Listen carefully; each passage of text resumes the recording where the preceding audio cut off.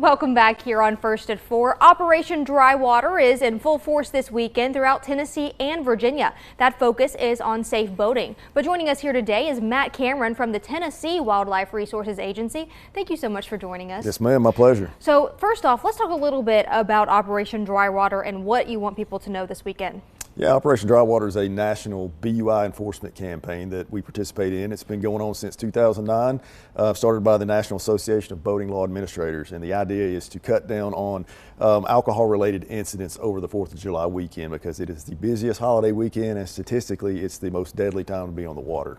And let's talk a little bit about some of the new laws that have come up. I know that there is one that recently came out about BUIs. Let's chat about that and any other new laws on the water this weekend. Sure. The new law is basically means that BUI is DUI now. So the penalties, the fines, the court costs, the jail time, all that mirrors the driving under the influence statute now. So in the court system, the prosecutors know how to prosecute it already because they're very used to DUI. So everything's equal now. And let's say you've had a driving under the influence violation before in the past. If you are arrested for boating under the influence, it would be like a second offense now, and likewise with BUI to DUI.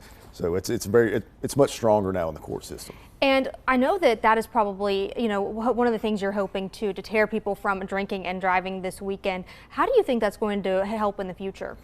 So I think it just sends a strong signal to people that we take it as seriously as we do driving under the influence, because this has amazed me for 20 years now on the job. Some people would never ever think about getting behind the wheel of a car after they'd been drinking too much alcohol, but they'll get behind the wheel of a boat and they don't see it as being as dangerous. But I think this sends the message that it is just as dangerous, if not more, because the boating environment's much different than driving on the highway. There's so many more stressors out there. There's no lanes of traffic, no stop signs, no speed limits.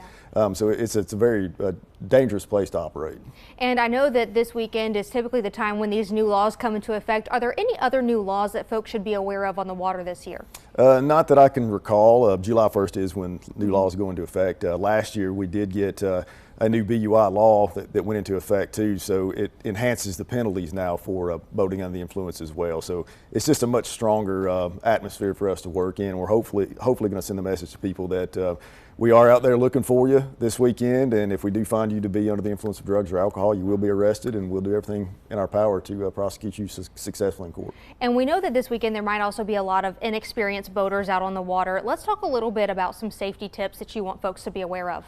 Yeah, a lot of folks, only time of year that they go to the lakes the 4th of July weekend. So they may have the boat that's been sitting for, since last summer, and it may not be ready to hit the water yet. And so if gas sits in fuel lines for too long, especially if it has ethanol in it, it deteriorates the fuel lines and can cause fuel leaks, which does lead to explosions on the water. So check the boat out, make sure it's seaworthy, so to speak, before you take it out. Make sure you have all your safety equipment on board. Every person that's on board has to have a wearable lifeguard or a U.S. Coast Guard approved life jacket on. Kids 12 and under have to wear their life jackets at all times. You have to have the cushion, the square cushion with the handles on it, or a ring buoy to throw to someone if they do fall overboard.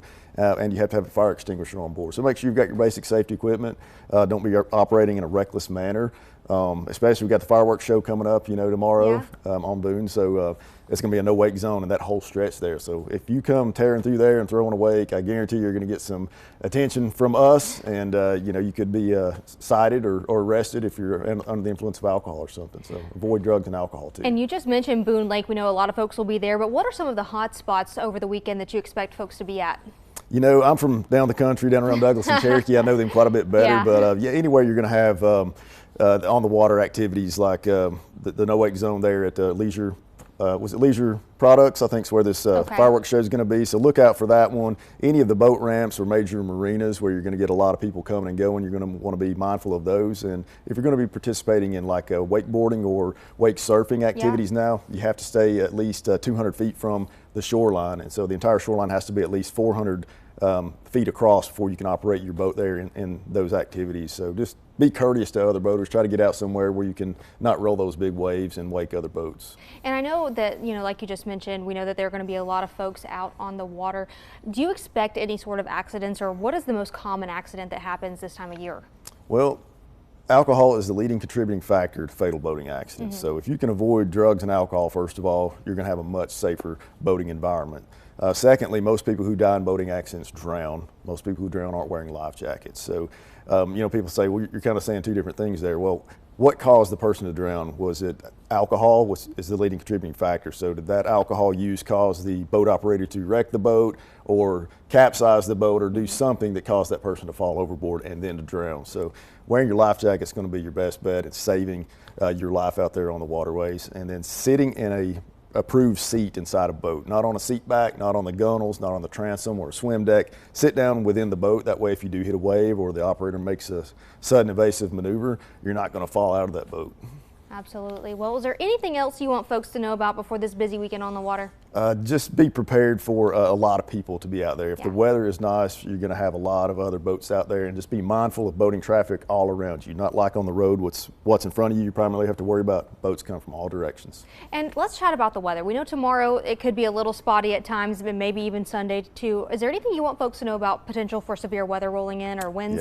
Yeah, so if you get stuck out in a storm out there, that's a bad spot to be in a boat when you have storms coming in. So watch the weather. We all have phones now that have great weather apps on them. Be mindful of it. If it looks like the radar's showing a storm's headed to your area, head to the nearest shore, head back to the marina or the boat ramp. Try to get yourself off the water. If you do get stuck out there in it, sit down once again inside the boat and stay low and try to ride that storm out. You don't want to be up high where you could potentially be struck by lightning or thrown overboard. Well, Officer Cameron, thank you so much for joining us on your Friday. I know it's about to be a very busy weekend for you, so we really appreciate it here on First at 4. Again, Operation Dry Water, that's a campaign focused on boating under the influence education, awareness, and enforcement. In Tennessee, there is a new BUI law that will now have the same penalties, fines, and punishments as a DUI charge on the roadways of the state. Operation Dry Water begins today and it runs through Sunday.